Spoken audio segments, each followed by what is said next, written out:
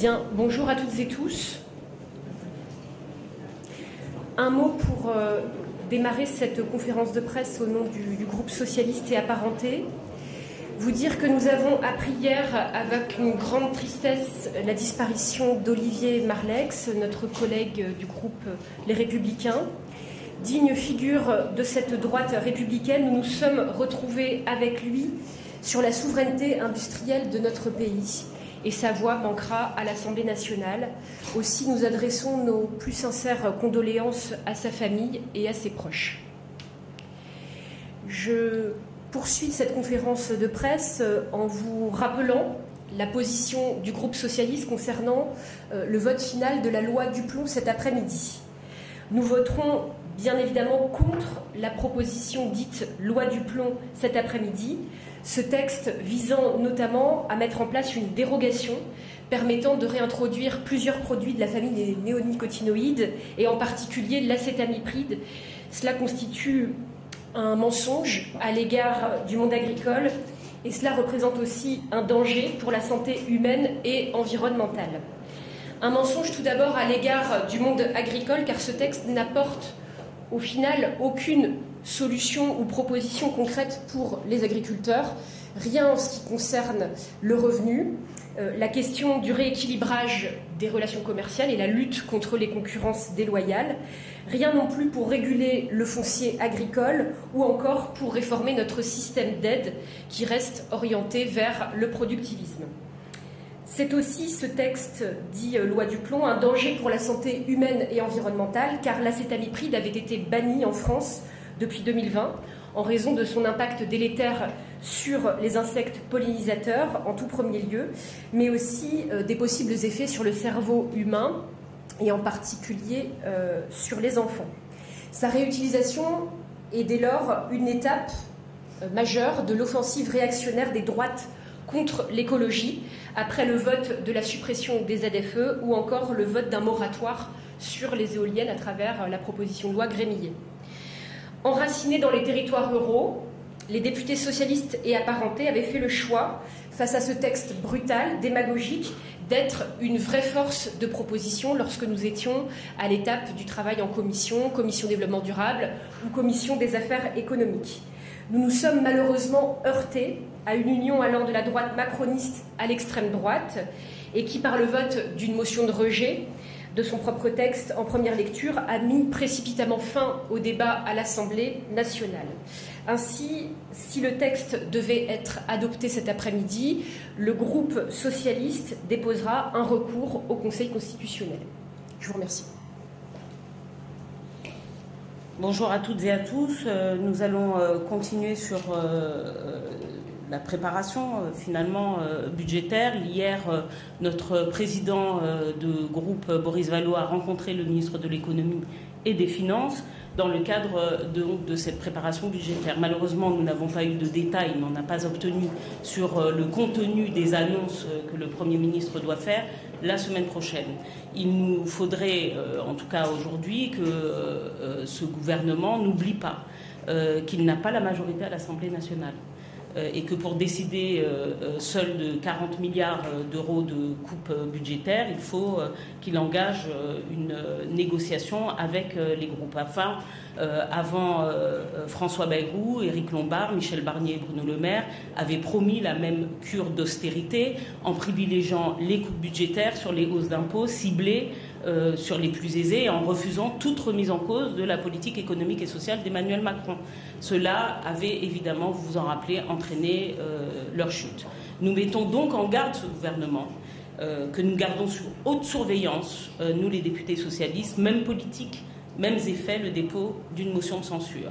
Par ailleurs, la préparation budgétaire s'accompagne, vous le savez, vous l'avez probablement parcouru, de cette sortie d'un document de données de l'INSEE pour l'année 2023, où il est clairement énoncé que le taux de pauvreté a augmenté pour atteindre les 15,4%, soit son plus haut taux depuis 30 ans, donc depuis que les statistiques sont menées. L'écart entre les 20% les plus riches et les 20% les plus pauvres s'est creusé et il est proche de celui des années 1970. En résumé, la pauvreté et les inégalités explosent. Le bilan du macronisme est sans appel. La pauvreté aujourd'hui, c'est celle de 9,8 millions de nos compatriotes, dont beaucoup proportionnellement, par ailleurs, se trouvent dans les pays des océans dits outre-mer. Voilà ce que nous devons corriger lors de ce débat budgétaire. Voilà ce qui mobilisera les députés socialistes. Ce sont des mesures de lutte contre les inégalités sociales. Il faut épargner celles et ceux qui n'ont que leur travail pour vivre, afin que les efforts demandés ne soient pas simplement sur les retraités, les classes moyennes, les malades, les fonctionnaires, les pauvres, et demander à celles et ceux qui le peuvent, les hauts patrimoines et les grandes entreprises, les efforts de solidarité que cette situation exige. L'aveuglement ne peut aujourd'hui continuer.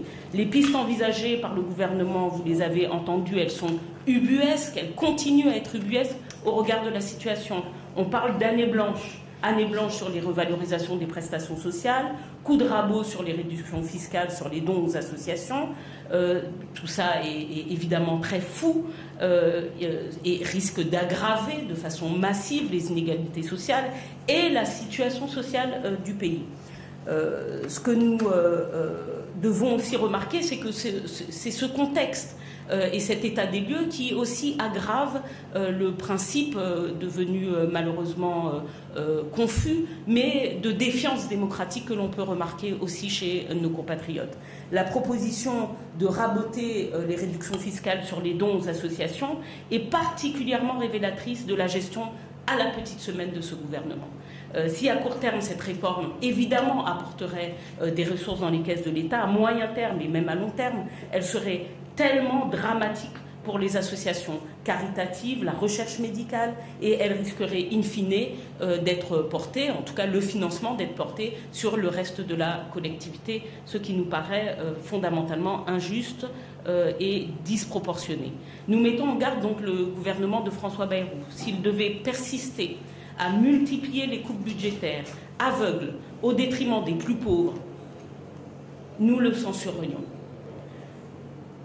Il ne fait jamais référence finalement à la contribution des plus riches et pourtant il est à remarquer encore dans les statistiques de l'INSEE que les plus riches deviennent encore plus riches et que les écarts se creusent. S'il refusait tout compromis avec son opposition de gauche, alors il connaîtrait, nous le souhaitons, le même sort que le gouvernement Barnier.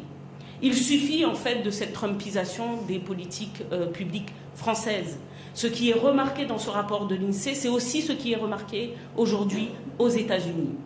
Nous sommes obligés de faire le parallèle et de constater que les politiques aujourd'hui qui sont menées en France sont des politiques d'appauvrissement des plus pauvres. Nous prendrons donc le risque, si le président et ses gouvernements persistent, de cette motion de censure, même si le président agite comme un hochet d'un enfant gâté l'idée de la dissolution. Nous ne pouvons pas être dans un rapport de force simplement institutionnel, nous devons rentrer dans un rapport de force politique qui tient compte de la situation des Françaises et des Français qui deviennent de plus en plus nombreux à vivre dans des conditions difficiles. Nous avons également remarqué que les économies sont recherchées sur les collectivités locales.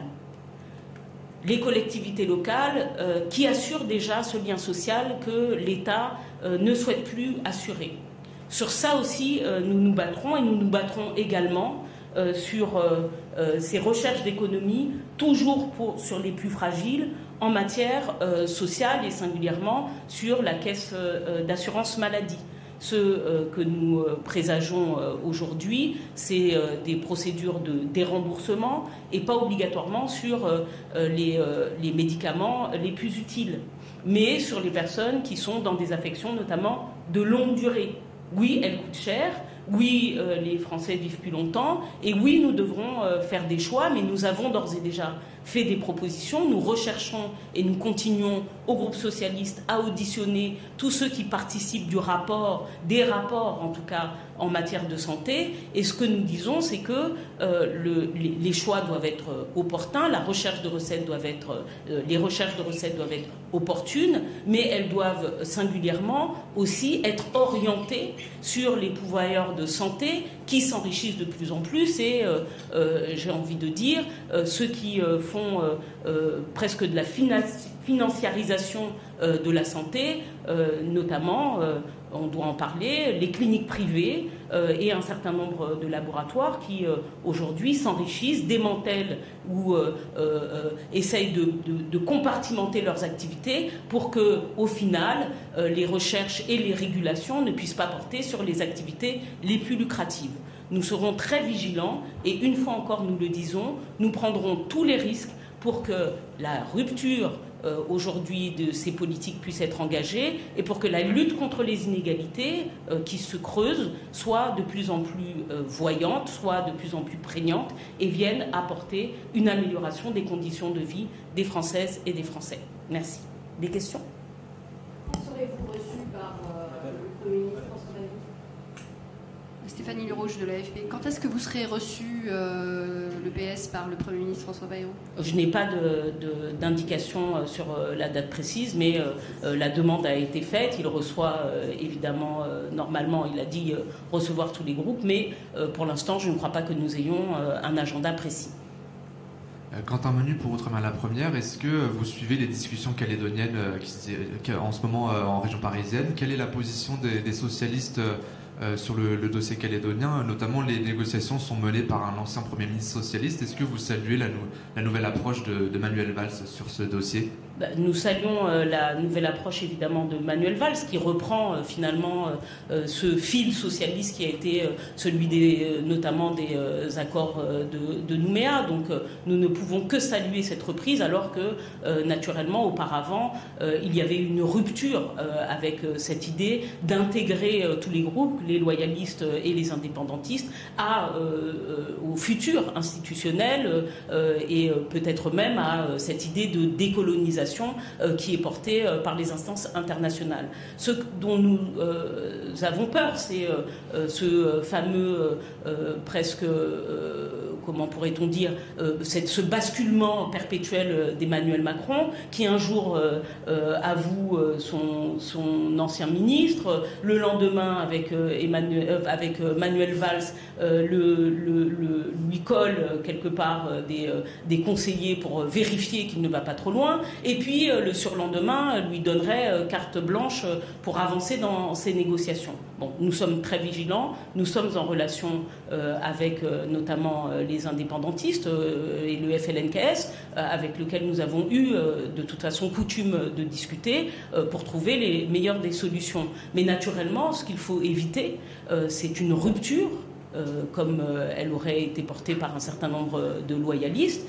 Et c'est une avancée, de toute façon, dans ce processus de décolonisation, dans ce processus d'autonomie la plus large, et de discussion sur la question de l'indépendance de la Nouvelle-Calédonie. Merci beaucoup. Merci.